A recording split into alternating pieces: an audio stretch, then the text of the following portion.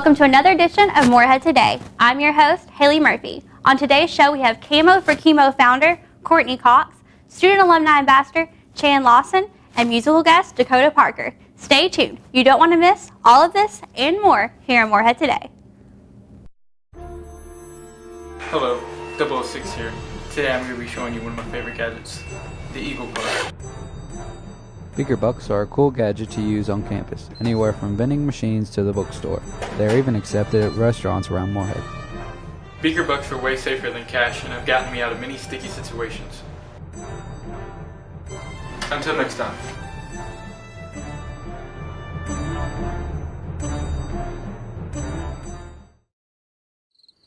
It never gets old, huh? Nope. It kind of makes you wanna... Breaking the song? Yup. I love the sunset. I love Eagle Lake. I love the forest. I love when eagles play. I love the campus! And all its lights and sounds. Boom-de-yada, boom-de-yada, boom-de-yada, boom-de-yada. I love philosophy. We love diversity. I love English. And all its weird words. I love the music. And all its melodies. Boom-de-yada, boom-de-yada. Boom-de-yada, boom-de-yada. I love fraternities. I love sororities. I love to draw things. And all the athletes. I love Morehead. It's such a pretty place. Boom-de-yada, boom-de-yada, boom-de-yada, boom-de-yada, boom-de-yada, boom-de-yada, boom-de-yada, boom-de-yada.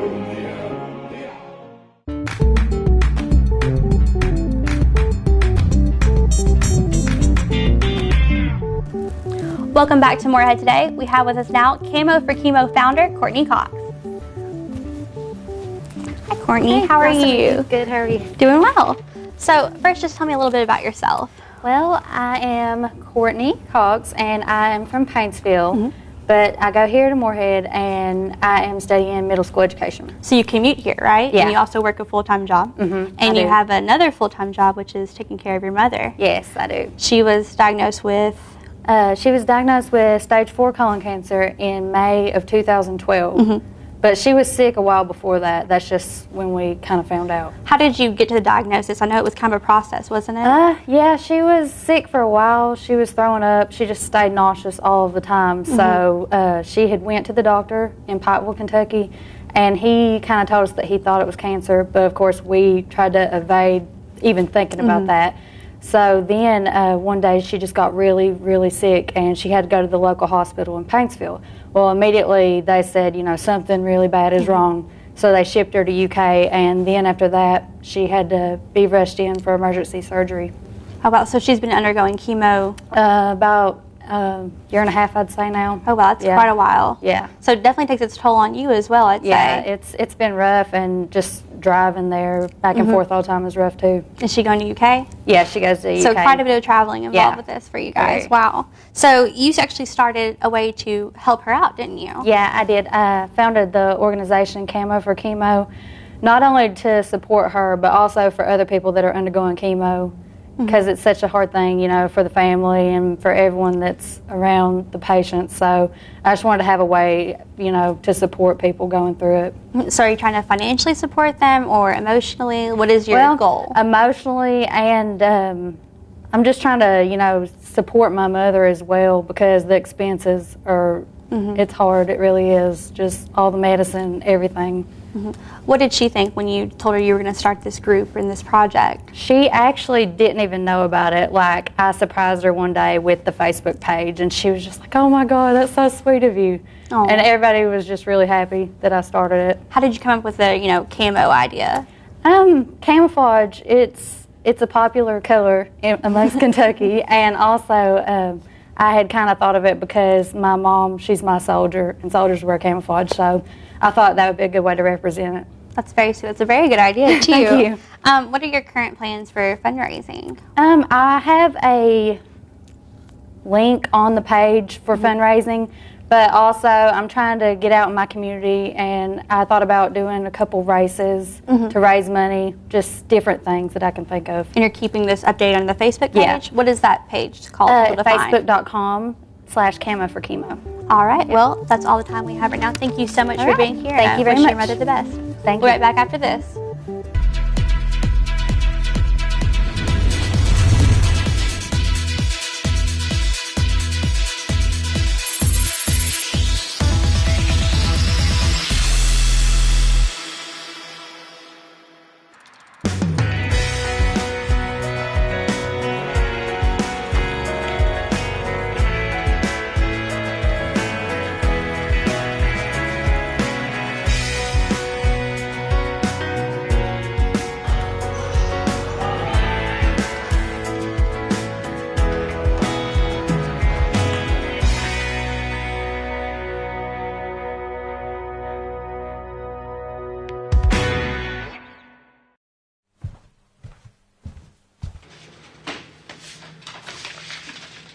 Yo, why are you looking at bags, bro?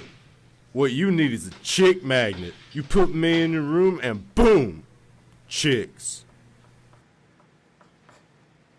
That's what I'm talking about.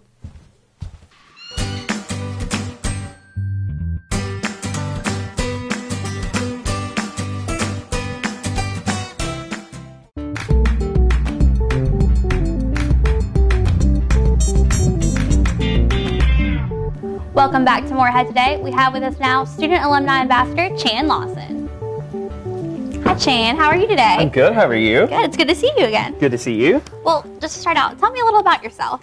Okay, I'm a senior here at Morehead State, majoring in university studies with an emphasis in education. I'll be graduating in May, 201 days from now. I'm originally from Boyd County, Kentucky, and I think that's about it. And you're a Student Alumni Ambassador, of course. I'm a Student Alumni Ambassador and the recruitment chair for SAA. Impressive. Well, what is Student Alumni Ambassadors? Okay, Student Alumni Ambassadors is the bridge between the past and the present. We're the students that the alumni get to see at the events that the presidents host here at the university. So gala, homecoming, of course, any of his events, we're normally there. We're his right hand, as to say. So it's a pretty prestigious group to be a part of, right? Yes. Well, how did you get involved with this? Funny story. Freshman year began, and I was taking 19 credit hours, all this other stuff. Just really didn't have the time for Student Alumni Ambassadors, and was contacted by Lauren Flannery over and over, just wanting to get an interview. And I said, I really don't have time for it. I don't want to waste your time. And finally, Kenna Allen, who's the advisor at the time, called me 4 different times and said, okay, we have an interview open. Do you want to take it? Finally, I just gave in and said, sure. And it's been the best thing that has happened to me since then. That's neat. That's really cool. So what events does SAA host? What do you take part in? I myself take part of course, my T-shirt, the Nearly Naked Mile, and work the Lynn Miller Room, which is at the AAC with President Andrews. His hosts, prestigious hosts, come in, eat, talk to the coach before the game, and then I also work President's Box and anything else that he sees fit as needing help with. So they keep you pretty busy over there, right? Of course. So the Nearly Naked Mile, as you said, is coming up soon, right? Can you tell us a little bit about it? Yes. This will be the 8th annual Nearly Naked Mile. It's to raise coats for people within the community and students that go to Round County School District. We actually stole the idea approximately 8 years ago from a case ASAP conference, which is Copy and Steal Everything Affiliated Student Advancement Program. Copy and Steal Everything is just a title we gave it. But we stole it about 8 years ago from the University of California, where there are no nudity laws, and they run naked, not nearly, where we are in Kentucky, and there are some nudity laws. And I'm pretty sure DNCAT wouldn't appreciate a bunch of college students running across the campus naked. But you've seen pretty good success with Nearly Naked, correct? Yes. There's just something about running your skivvies across campus that everybody loves. How many coats do you think usually are brought in each year? Let's see. My year, I brought in approximately 180. We bumped it up the next year with 200. So I'm hoping this year we'll set the record at 250 or more. And these coats are distributed at Round County only, so they go straight to the children who need them? Yes. We started with I forgot what the program was, but we started with a program that actually sent them out of the district. And being that the university is so tied into our community, we thought it would be best to send it directly into the community. So we take them straight to the Family Resource Center at the high school, and they distribute them size-wise to all the schools within the Round County School District. So they accept all sizes, not all just sizes. for young children? Young children all the way to adults. New or used, doesn't matter? Doesn't matter, as long as it doesn't have holes in it and looks like it could keep somebody warm, we'll take it. So basically the people who are running this, they probably want the coats for themselves. Yeah, it's a little chilly. It's been chilly in the past years, but it's worth their while. They really enjoy it. We have one man that has ran every year, 8 years now, so I'm expecting to see him again this year. Last year he was dressed up as a Hooters girl because we have a costume contest.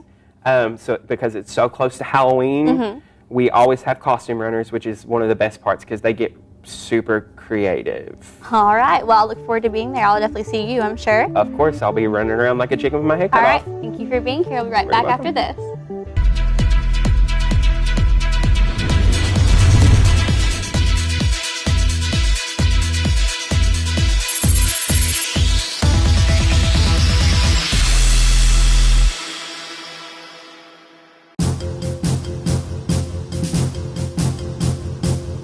Breaking news.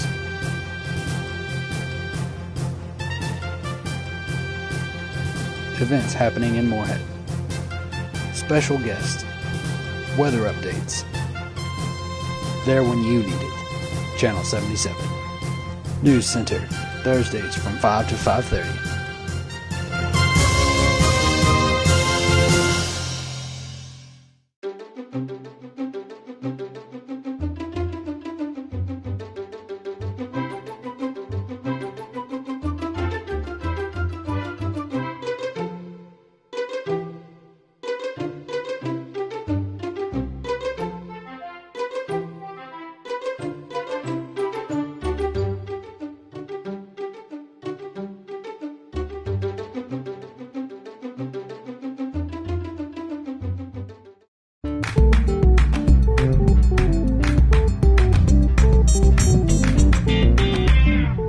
Welcome back to Morehead Today. We have with us now our subject producer, Chad Hedrick. How are you doing, Chad? I'm good, Haley. How are you? Doing well. So you tackled something pretty serious this week, right? Yeah, this week, we're all aware of the ongoing soap opera that is the House of Representatives and the Senate, and their recent storyline, I guess you could say, the government shutdown. And last week, the School of Public Affairs here at Morehead State University hosted a discussion to kind of make sense of what this government shutdown was and the debt ceiling crisis and shine a light on how we as Americans were being affected by this. Interesting. Well, let's take a look at that.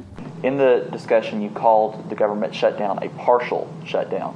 Why did you call it that? I called it a partial shutdown because most of what the federal government does isn't affected. So if you look at the federal budget, more than half of it is taken up by what are called entitlement programs or mandatory spending, things like Social Security and Medicare, transfers to the states to help them run Medicaid and income security programs. All of those benefits will continue to be paid. At worst, there'll be a delay. Right, so all of that is still up and running. Then if you look at the departments of government, from defense to homeland security, and some of the independent agencies and regulatory agencies as well, you see that most of them are running at fairly high staffing levels. Right, so when the shutdown begins, you have about 800,000 employees out of 3.3 million furloughed. The DoD, Department of Defense, is called theirs back. So right now we're at about 12 to 13% of the federal government, something like that, being furloughed. And so it's the non-essential personnel in the departments that don't run entitlement programs. And so I think partial captures it a little better than. So because not everybody that's involved with the federal government is being furloughed, correct? That's right. And the federal government, most of what it does is still being done. Right? This hasn't affected national defense. It hasn't affected homeland security very much. Student loan applications are still being processed. In the down the road, you might see some slowdown if this thing isn't resolved. But I expect that it'll be resolved before it starts to affect people in a very direct way. Do you feel like the government, where we seem so vulnerable right now, and because there's so much chaos and bickering, do you think this makes us look vulnerable to our enemies and an easy target for terrorist attacks? As far as terrorist attacks, no, because the armed forces are still in full force. As far as when it comes to political maneuvering, Yeah, because it shows that we can't do anything. We don't agree. It's the best way I can explain that. Okay, so right now on a scale of 1 to 10, 10 being the best, 1 being the worst, do you approve? What's your approval rating for our government and their job performance right now? 0. 0? Why? Because we don't have a budget. We are arguing over something that's been passed for 3 years now.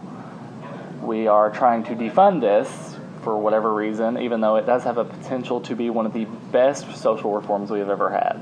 Do you feel that it makes us look vulnerable and, maybe to our enemies and possibly a terrorist attack of like 9/11 again? Okay. Well, I don't think it does make the U.S. vulnerable, and I know that wasn't your question, because Homeland Security and Department of Defense, they're basically running at full capacity. But vulnerability matters because you don't want, you want your enemies or your potential enemies to think that you are capable of firm action and resolve. Yeah. Right. You don't have to go to war if Iran or if the dictator of Syria believe that you are capable of marshaling the resources of your country to meet the threat that they pose. And I think this raises some questions, right? If you can't pass a budget domestically, are you really going to be able to generate the resolve to perform military engagement halfway around the world if one's necessary? Right. So weakness and the appearance of irresolution can actually provoke a kind of conflict that wouldn't otherwise happen. Right, so I think there's something to that, but again, I think that this will be resolved soon enough that that's not a big concern. So after being shut down for 16 days, the House and the Senate finally reached a decision, thankfully, in regards to the debt ceiling, and 800,000 federal employees were finally able to return to work after being furloughed for that short time, and now they're wondering whenever they'll see these paychecks for those 16 days, because if you think about it, how are only 15 days of work for this month of October going to pay for car payments and house payments and other bills? I actually went to a national park this weekend, and I talked to a couple of the workers that were there, and they were all so glad to be back at work, so glad to, that their jobs were, still there for them and that they could actually return to work. So it was interesting to see that, it affected them personally. It affected me in other ways. I couldn't go to Cave Run Lake to do something for class, but to not have a job for that long, that could really, put hardships for some families. And it's amazing thinking for those 16 days, the things that we take for granted, like being able to go to Cave Run Lake, or, some of our meteorologists at the National Weather Service for 16 days, they were furloughed and they were working for free to keep our country safe from severe weather that went through. And some of the states taking over their national parks to provide for their residents. So exactly. I'm definitely glad it's over, and I hope that in 2 months that something like this doesn't happen again. Yeah, hopefully. Fingers crossed. All right. Well, that's all the time we have. We'll be right back after this.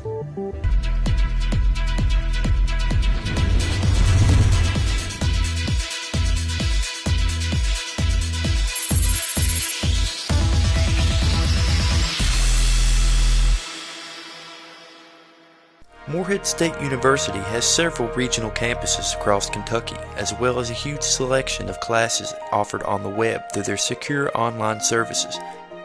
MoreheadState.edu also offers several books to read, as well as an online card catalog through its campus library. MSU also provides students with their very own email address. Be sure to check out our Facebook, Twitter, and YouTube links for more information. MoreheadState.edu.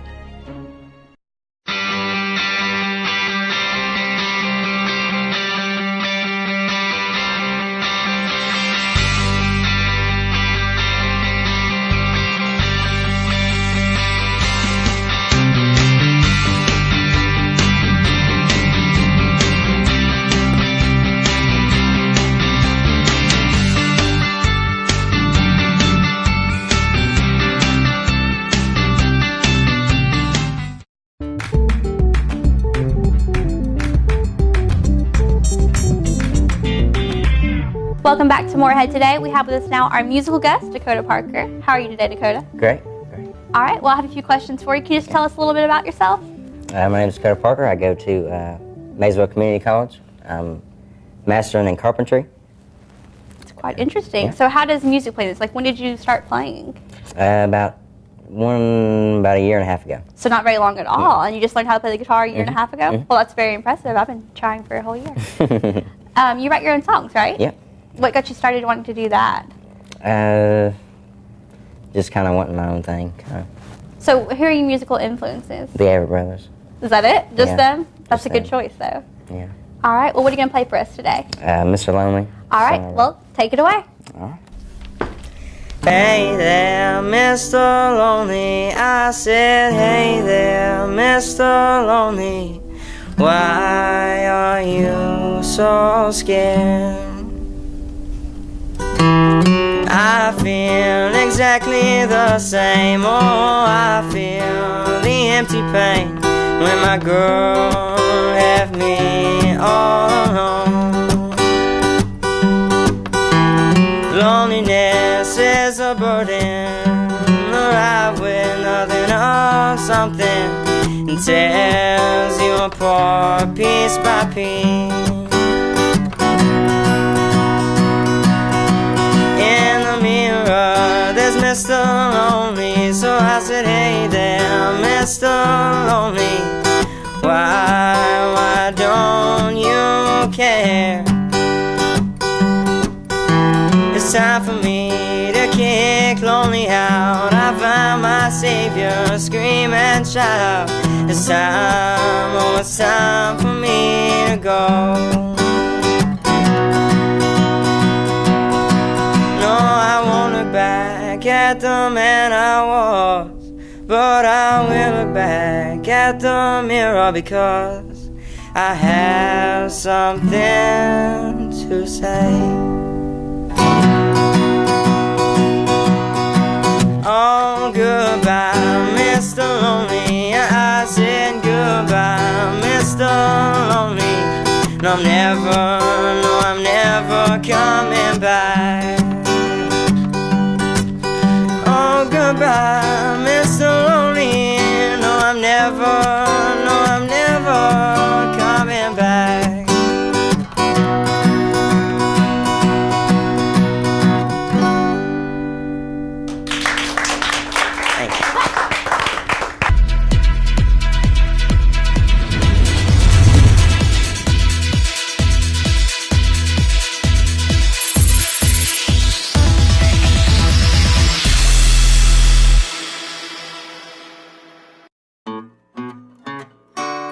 Eagle Lake is only a short walk away and allows you to escape from everyday life.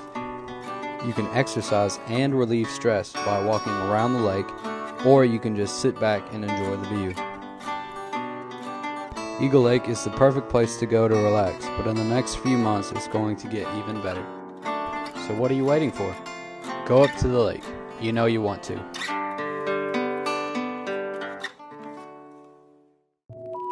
For students pursuing a career in the medical health field, come check out the new MSU Share Building.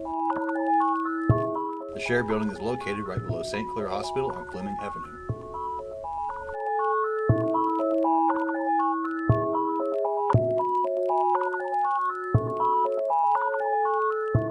This building will offer students the chance to further their understanding of medical health and prepare them for a future with state-of-the-art hands-on classes.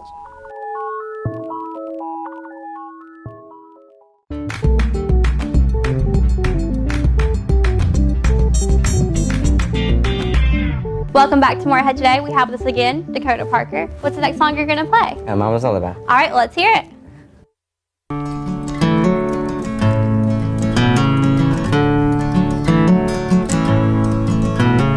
Mom, I've never been through this before, so please forgive me if I flood the floor. You were so alive, you were so well, laughing, yelling, smiling till your hair fell.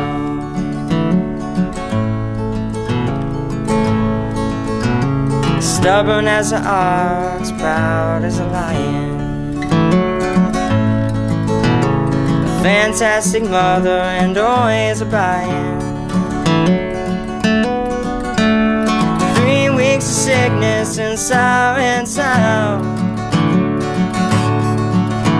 I can hear your lullaby does it take you to town? I love you in the morning and in the afternoon. I love you every second, every minute of the day. 'Cause I love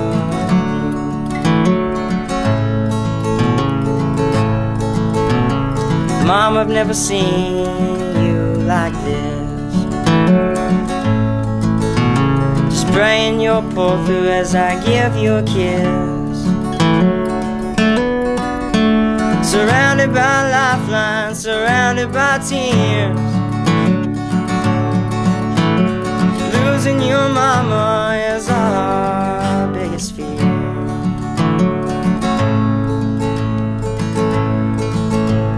I love you in the morning and in the afternoon. I love you every second, every minute of the day. 'Cause I love you. 'Cause I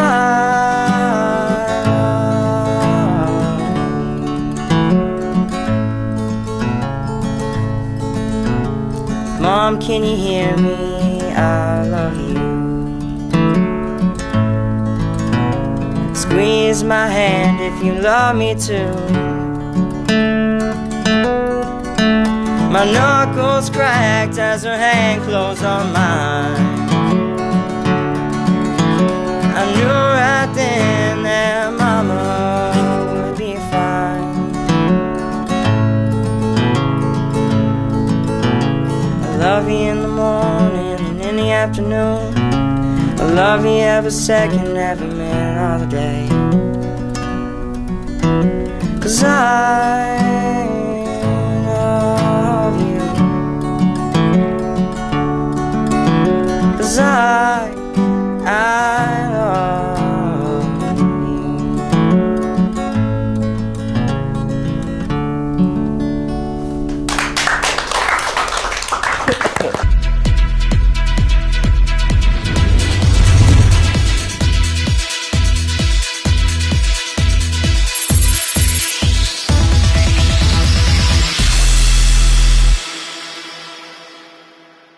Hi, my name is Stevie Vaughn and I am a Convergent Media major.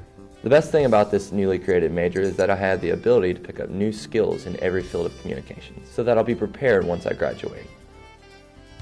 I really enjoy the hands-on experience in classes, and I'm always challenged to find more effective ways to communicate. Morehead State University provides me with the tools to succeed and pursue my goals. My name is Stevie Vaughn, and I'm ready to take on the world.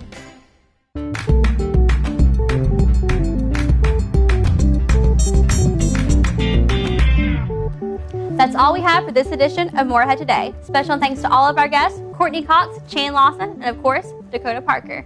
One last time, Dakota, take it away.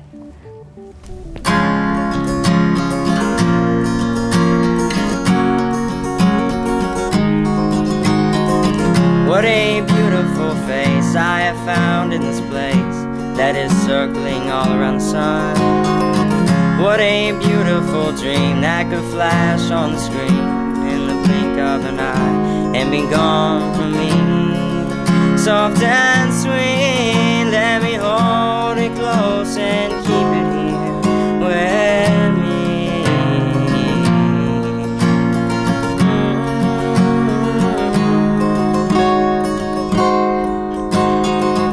And one day we will die and our ashes will fly in the aeroplane over the sea. But for now we are young, let us lay in the sun and count every beautiful thing we can see. Love to be in the arms of all I'm keeping here with me.